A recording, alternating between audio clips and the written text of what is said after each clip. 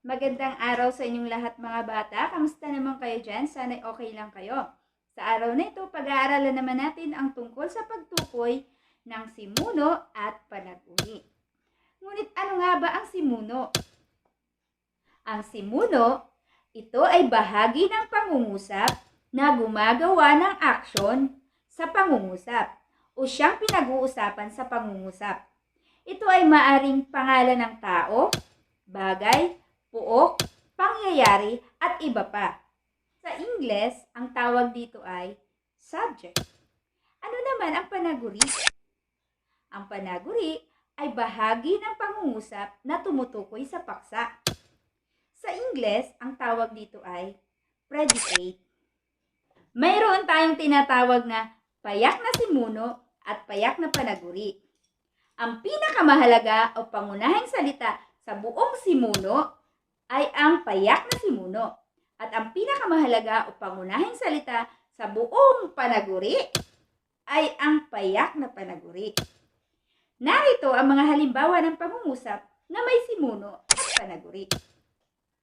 Piliin natin ang payak na simuno at payak na panaguri sa pangungusap. Una, nagbabasa sa aklatan ang mga bata. Ano ang ating paksa? O ang tinatawag nating simuno.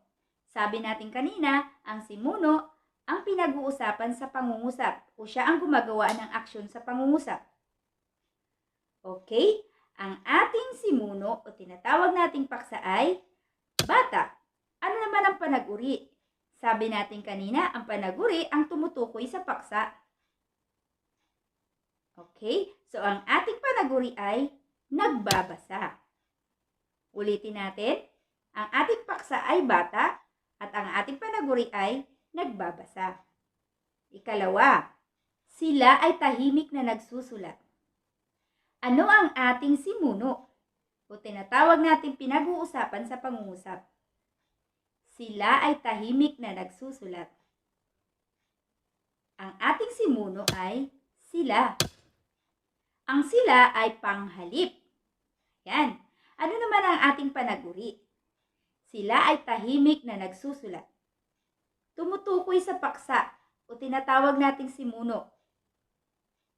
Okay, ang ating panaguri ay nagsusulat. Ulitin natin, ang ating simuno ay sila at ang ating panaguri ay nagsusulat. Ikatlo, si Lita ay sumasayaw. Sino ang pinag-uusapan sa pangungusap? Yun ang tinatawag natin na simuno. Si Lita ay sumasayaw. Ang simuno ay si Lita. Ano naman ang tumutukoy sa paksa o tinatawag nating simuno? Si Lita ay sumasayaw. Ang panaguri natin ay sumasayaw. Ulitin natin, ang simuno ay Lita, ang panaguri natin ay sumasayaw.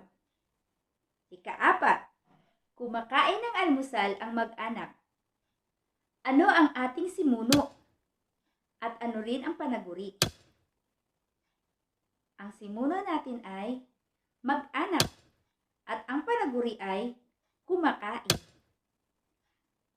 Ulitin natin, ang simuno natin ay mag-anak at ang panaguri natin ay kumakain. Panlima, umalis kahapon si Rosa. Ulitin ko po, panlima, umalis kahapon si Rosa. Sino ang pinag-uusapan sa pangungusap? O tinatawag natin na simuno o paksa?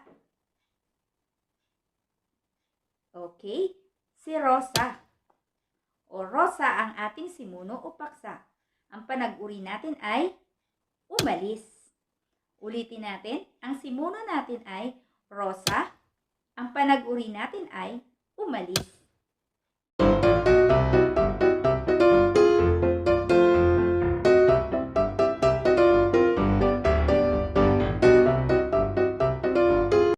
Alam nyo ba na ang pang-uri ay pwedeng maging panaguri?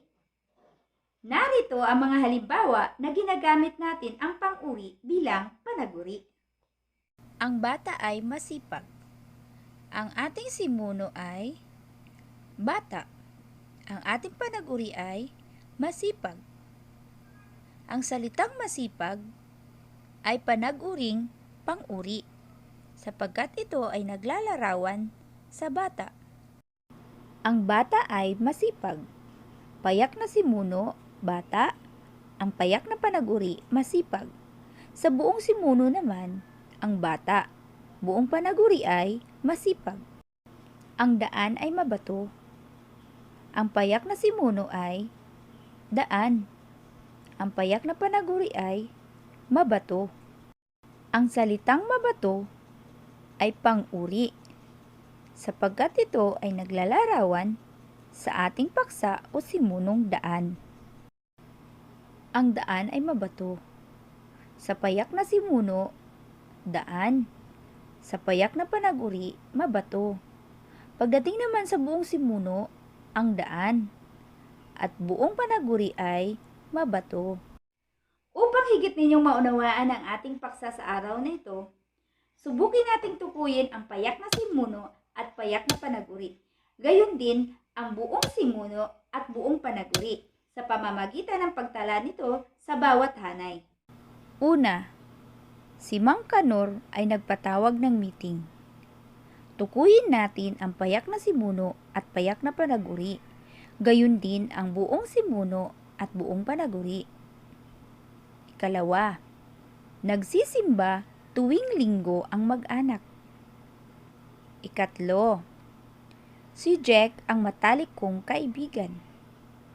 Pang-apat, nilipad ng hangin ang mga papel. Panlima, magaling kumanta si Jonah. Tukuyin naman natin ang payak na simuno at payak na panag-uri. Gayon din ang buong simuno at buong panag-uri. Tignan natin sa talahanayan ang tamang sagot. Basahin ko muna sa inyo ang pangungusap. Si Mang Kanor ay nagpatawag ng meeting. Ang payak na simuno ay Mang Kanor. Ang payak na panag-uri ay nagpatawag. Buong simuno si Mang Kanor. At ang buong panag-uri ay nagpatawag ng meeting. Ikalawang pangungusap. Nagsisimba tuwing linggo ang mag-anak.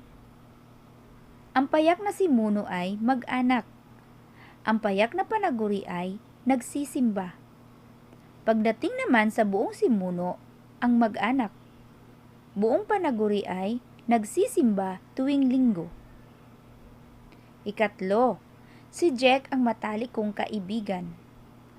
Ang ating payak na simuno ay Jack. Payak na panag-uri ay kaibigan. Pagdating sa buong simuno, si Jack. Pagdating sa panag-uri ay ang matalik kong kaibigan. Ikaapat, nilipad ng hangin ang mga papel. Ang payak na simuno ay papel. Payak na panag-uri ay nilipad. Buong simuno ang mga papel. Buong panag-uri nilipad ng hangin. Ikalima, magaling kumanta si Jonah. Ang payak na simuno ay Jonah. Ang payak na panag-uri ay kumanta. Ang buong simuno ay si Jonah. At ang buong panag-uri naman ay magaling kumanta. Sana ay may natutunan kayo sa araw na ito. Hanggang sa muli, paalam!